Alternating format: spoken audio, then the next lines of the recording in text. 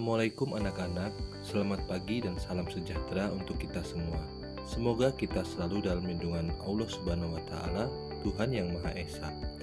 Pada kesempatan hari ini, kita akan melanjutkan materi tentang teks cerita fantasi. Minggu lalu, kita sudah belajar bagaimana struktur dari teks cerita fantasi.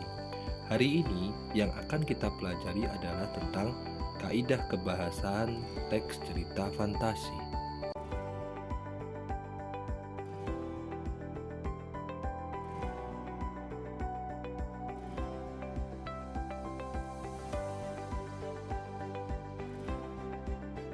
Ada 6 kaidah kebahasaan yang digunakan pada teks cerita fantasi.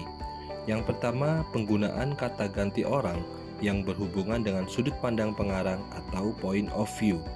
Yang kedua, penggunaan kata yang mencerap panca indera untuk deskripsi latar, baik kata tempat, waktu maupun suasana. Yang ketiga, menggunakan pilihan kata dengan makna kias dan makna khusus. Yang keempat, menggunakan kata sambung penanda urutan waktu. Yang kelima, penggunaan kata atau ungkapan keterkejutan. Dan yang terakhir, penggunaan dialog atau kalimat langsung dalam cerita. Secara garis besar, pengarang dapat memilih penggunaan kata ganti orang dalam menuangkan ceritanya, bisa akuan maupun diaan. Pencerita akuan adalah tokoh utama sebagai pencerita dengan menggunakan kata aku atau saya. Contoh kutipan cerpen. Dengan lemah aku berusaha meraihnya kemudian mematikannya. Yang kedua, pencerita diaan maksudnya adalah pengarang sebagai pengamat dengan menggunakan kata ia, dia, mereka, atau menyebut nama pelaku. Contoh kutipan cerpen. Ratih berusaha bangkit melawan rasa malas dalam dirinya. Jika kita pelajari, bila terdapat kata aku atau saya dalam sebuah cerita fantasi, sudah dapat dipastikan sudut pandang yang digunakan adalah akuan atau orang pertama. Namun, bila tidak terdapat kata aku atau saya, dan justru terdapat kata dia, ia, mereka, atau nama orang, sudah dapat dipastikan bahwa yang digunakan adalah sudut pandang diaan atau orang ketiga. Penggunaan kata yang mencerap panca indera untuk deskripsi latar, baik tempat, waktu, maupun suasana.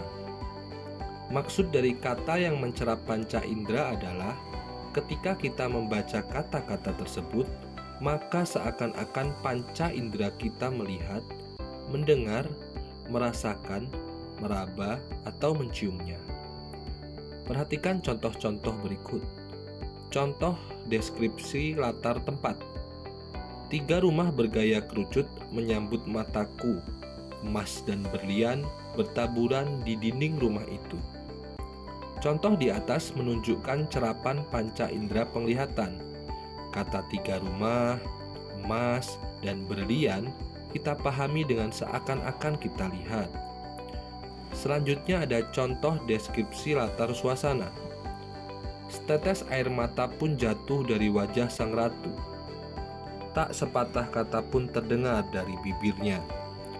Kamar yang megah ini terasa sunyi dan penuh kesedihan. Contoh di atas menunjukkan cerapan panca indera penglihatan dan pendengaran. Kata setetes seolah-olah bisa kita lihat, sedangkan kata terdengar dan sunyi seolah-olah bisa kita dengar atau kita memahaminya dengan indera pendengaran kita. Yang terakhir, contoh deskripsi latar waktu.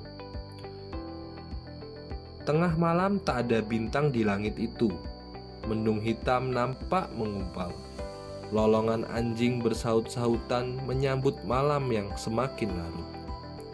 Contoh di atas menunjukkan cerapan panca indera penglihatan dan pendengaran. Kata tengah malam dan mendung seolah-olah bisa kita lihat atau kita memahaminya dengan indera penglihatan. Sedangkan kata lolongan seolah-olah bisa kita dengar. Penggunaan kata-kata kiasan dan kata-kata bermakna khusus juga menjadi ciri kebahasaan dalam cerita fantasi. Penggunaan kata-kata tersebut berfungsi untuk mengaduk emosi pembaca agar terbawa dalam imajinasi penulis. Contoh, alien itu berhidung mancung, dengan hidungnya yang menjulang, ia mengendus sekeliling.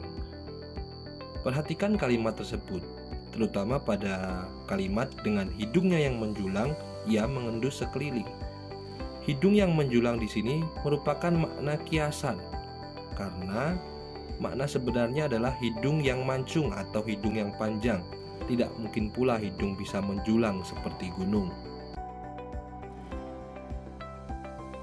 Selanjutnya adalah penggunaan kata sambung penanda urutan waktu.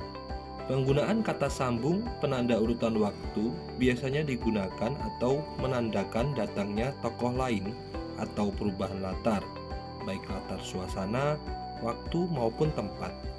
Contoh kata sambung urutan waktu seperti kemudian, sementara itu, bersamaan dengan itu, ketika, sebelum, setelah itu, dan sebagainya.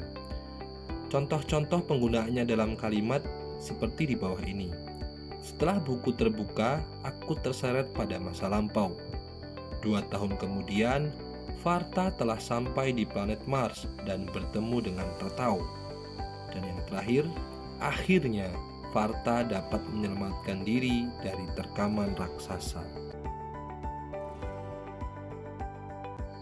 Yang kelima adalah penggunaan kata atau ungkapan keterkejutan. Penggunaan kata atau ungkapan keterkejutan berfungsi untuk menggerakkan cerita atau sebagai penanda mulainya sebuah masalah atau datangnya sebuah masalah. Contohnya, tiba-tiba seorang alien yang berukuran lebih besar datang. Tanpa diduga, buku terjatuh dan halaman terbuka menyeret Nabila pada dunia lain. Di tengah kebahagiaannya, datanglah musibah itu. Dan yang terakhir adalah penggunaan dialog atau kalimat langsung dalam cerita. Kalimat langsung digunakan dalam bentuk dialog antar tokoh cerita. Kalimat langsung ini mudah sekali kita kenali karena ditulis dalam tanda petik ganda seperti pada contoh berikut. Hai, ikan koi janganlah pergi, tolonglah, pintanya kepada ikan koi.